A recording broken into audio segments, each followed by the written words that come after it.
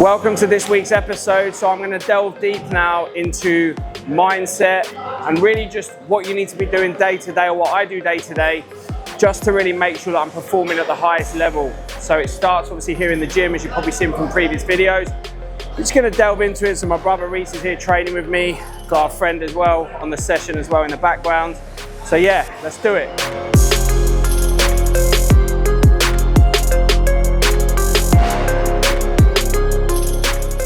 So obviously for me, mindset, once you have got control of your mind, then you can take control of your life. One of my biggest downfalls was I didn't have control of my mind. I was drinking too much. I was eating shit. I was doing all the easy things, waking up late, going to bed late. I wasn't organized. My diary wasn't sorted. I wasn't performing at a high level. And then when you got to think about, let's talk about like professional sports, okay? So like your Michael Jordans, your Cristiano Ronaldos, people like this, right? Everyone watches them in amazement and says, oh, what they did was amazing. And it is amazing. And you'll never be necessarily a Cristiano Ronaldo or Michael Jordan in their field, but you can be in your own field. And so if you're talking about performing at that level in anything, forget about whether it's sports, could be business, could be real estate, could be anything. You've got to think and act and organize yourself in exactly the same way. That's what I do. So I get up and I make sure I'm up very, very early. I make sure I'm training in the gym very, very early.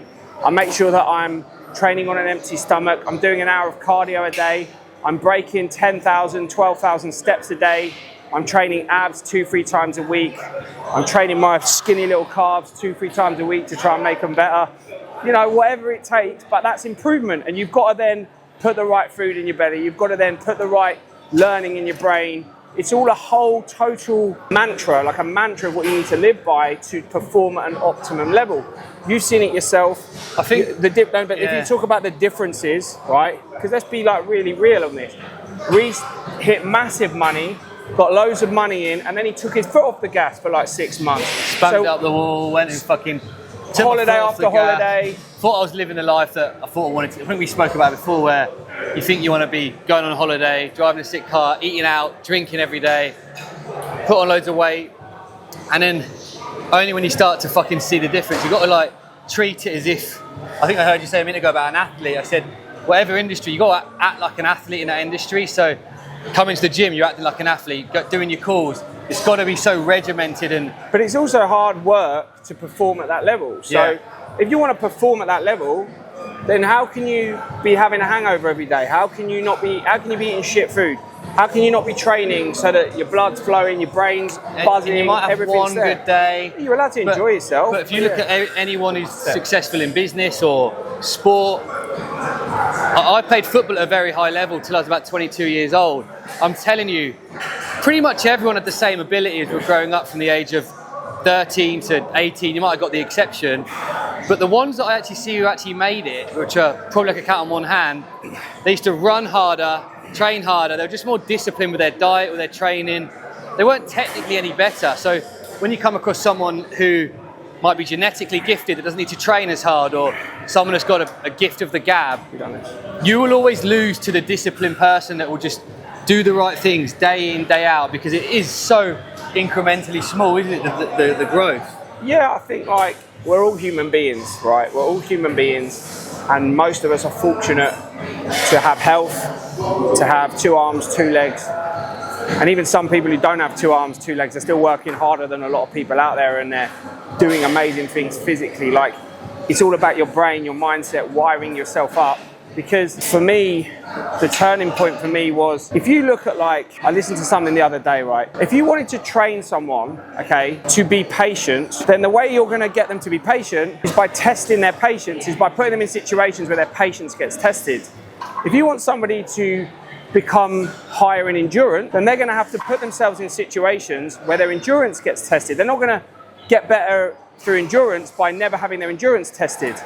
So if you're going to get better in business by having everything land in your lap straight away, and you not having to work for it, you're not having to go through hardships, go broke 2 or 3 times, invest, it doesn't work, put money into something, it doesn't work, have staff that let you down, hire the wrong people, do all the shit that makes business fucking difficult and a big fucking challenge, then how are you going to get better at business? How are you going to learn how to overcome problems if you've never had them? And that is what I'm trying to explain to people. Everyone thinks it's a get-rich-quick scheme. It's not. It's a big, long, ugly fucking marathon. That's all it is. And if you are not consistently overcoming problems and having shit thrown in your face that you have to deal with, then you're on the wrong track. If it's too easy, trust me, you're on the wrong track. That's all I say about it, you know?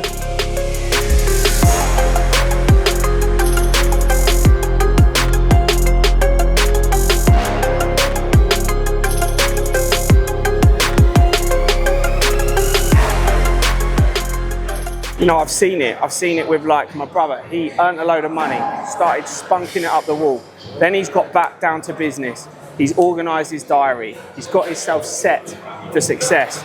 He knows when he's making his follow-ups. He knows when he's making his calls. He knows who he's got to speak to. He knows what the outcomes he's got to get. And that's when it comes into how organised are you? How important, while I do my set, how important is getting yourself organised in the whole journey of actually being successful? Because it's one thing working hard, but you know, a bricklayer can work hard all his life, but he's not going to be a millionaire.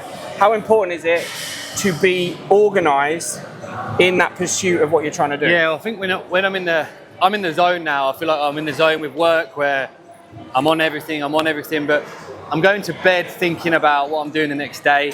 I'm waking up this morning. I literally woke up this morning and I'm negotiating a deal in my head that I know is happening today. So touch on organisation.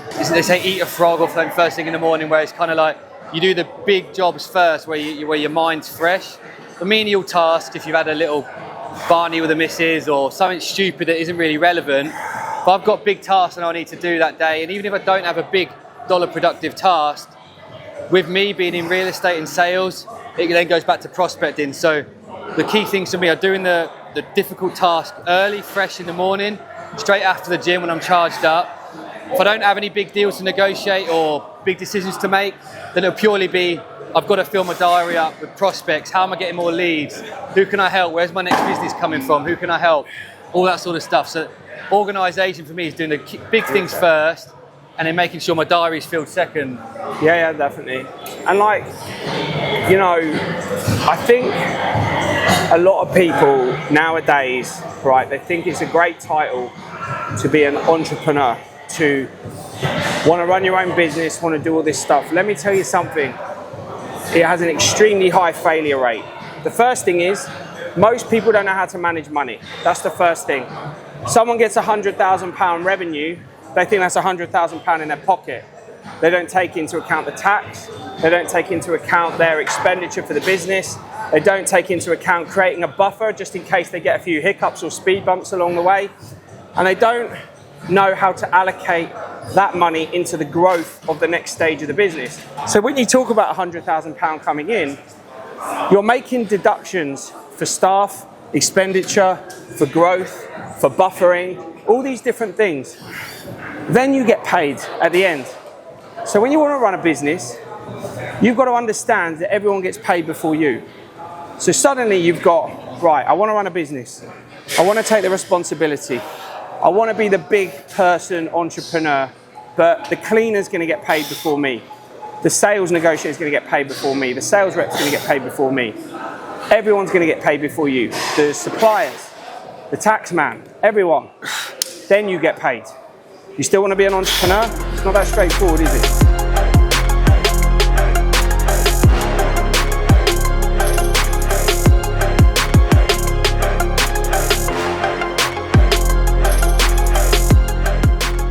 I think one of the big things as well is who you're surrounding yourself with. So everyone's been there, where your group of friends, they meet at the pub on a Friday to catch up, plan your football accumulator bets on the Saturday.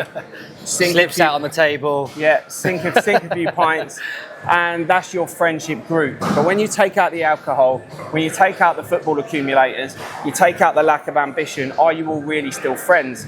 And for me, that's why you've got to be around people that are literally on the same route. My friend Carlo here, Carlo.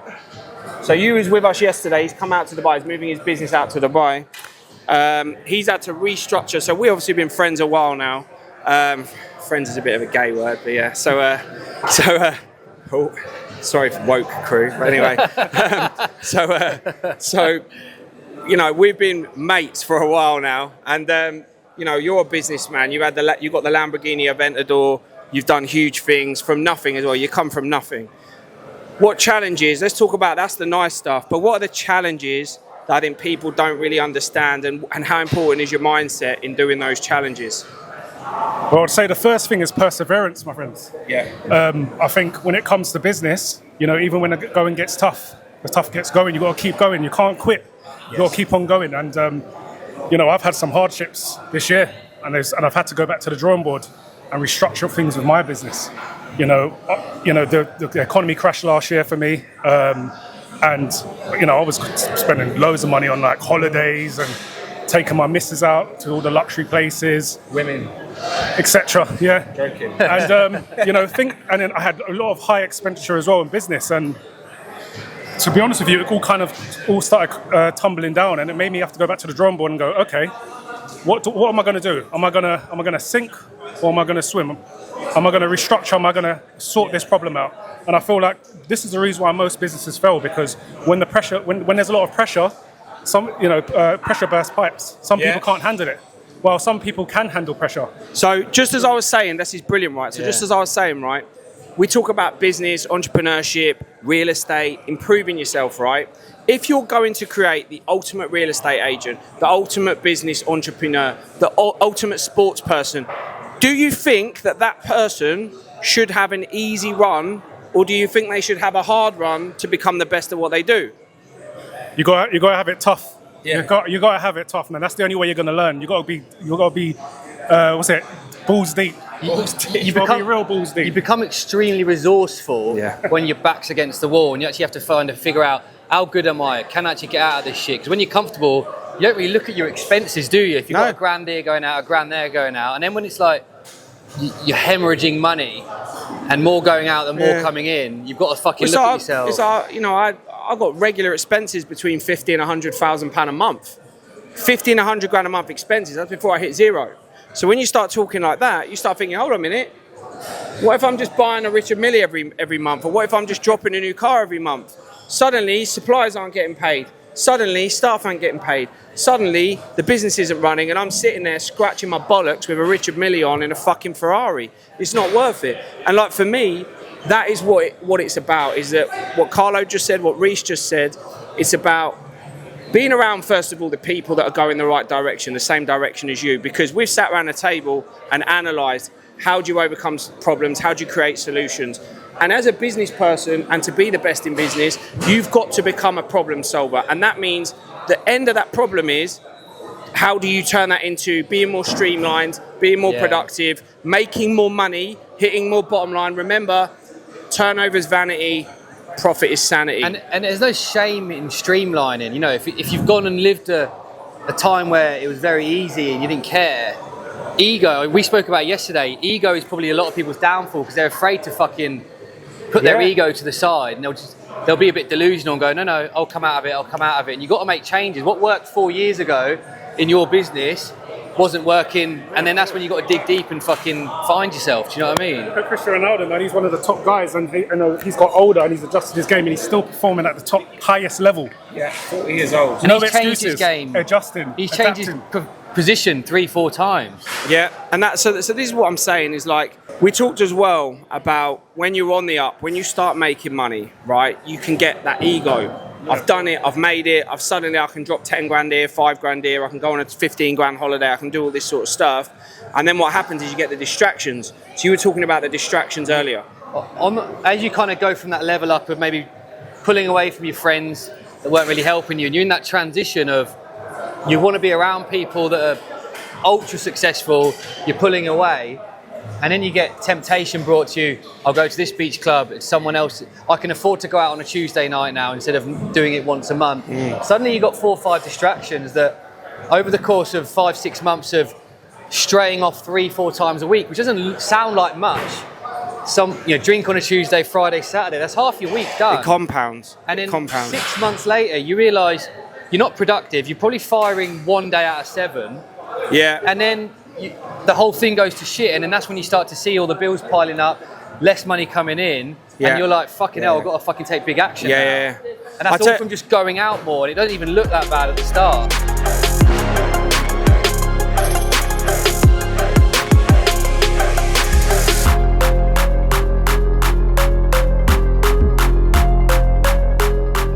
Let me just leave you all, right? Let me just leave you all with this final thought, okay? This is the analysis that changed my life, right? This was the metaphor, the understanding that you need, right? Imagine a negative action that you take, right? Whether it's drinking alcohol regularly, hanging around with dickheads, being unambitious, going to bed late, getting up late, whatever it might be, right? Not exercising, eating shit, whatever it might be, right? Let me explain something. Everything in life compounds and it has a ripple effect. So imagine your life being one big lake, okay? And then what happens is this negative effect is like a big rock. And with this rock, what you do is you drop it into the lake. And what happens is you think, oh, the rock's just there, I can see it, right? It's just there, I've dropped it in front of me. What you don't realize is that negative rock that you've just dropped in, have you ever seen a stone hit a lake and the waves ripple out? And they ripple out as far as you can see, right to the edge of the lake? Well, that's it rippling into other areas of your life. So that means that when you start eating shit, what happens? Your body's got no energy. You don't want to go to the gym. You're lazy. You can't get up. Your stomach's out here. You haven't shit for 3 days, whatever it might be. Then you're hanging around with dickheads. What happens? You've got a business idea, but your mates start laughing at you and saying you're a fucking dickhead and you're never going to make it and this and that. And then you don't do it. You don't exercise. Suddenly you're getting out of shape. You're putting clothes on. They look like shit. You can't find a girlfriend or a boyfriend. And suddenly you're low on confidence. Everything has a ripple effect. Those no training sessions, that shit diet, unambitious, all this stuff ripples out into the rest of your life and then you lose your ambition. On that ripple, the negative ripple is so much worse than the positive ripple. When you do something good, it's fucking barely a ripple. The stone's smaller, it's isn't like it? That. Yeah. The negative one is a fucking boulder. Yeah. The positive one is a little fucking shingle. Yeah, it is. And that's the difference. And you got to keep throwing them in. So that's a brilliant take on it. I was going to say as well, the simplest way for me to kind of explain with success is, first thing, evaluate your circle. How many twats are in your circle? Who can you learn from your circle? Has your circle got abs like these? Have they got guns like these? Boom. Yeah? Are they making money? Can you learn off them? The blueprint to success is basically, for example, only 1% of the UK makes six figures or plus. So you need to make sure you're in a circle with those type of people, because you're going to learn from their habits. You're going to learn how to get abs like them. You're going to learn how to get guns like them. You're going to learn how to make money, their sleeping habits, their eating habits. Yeah. That is the simplest way to level up. Sort out your network, sort out your circle. How many twats are in your circle? If there's a lot of twats, remove yourself from there. Absolutely. And it is so true. And what I'm also not against as well, right? Because I think that's one big take, is that you don't have to lose all your friends from school. I'm not saying that, but only be around the ones that want to go in the same direction as you. If you've got a mate, right, and you sit there and you both got no fucking money, but you both want to make money, then put your heads together and make some fucking money and try and get around people like what he was just saying. You don't have to just suddenly go, sorry, I went to school with you, I don't want to be your mate anymore. So what I'm saying is just get with people that are on the right path, the same path as you. And like Reis just said, that little pebble, you need to be dropping loads of them in, because they're incremental wins.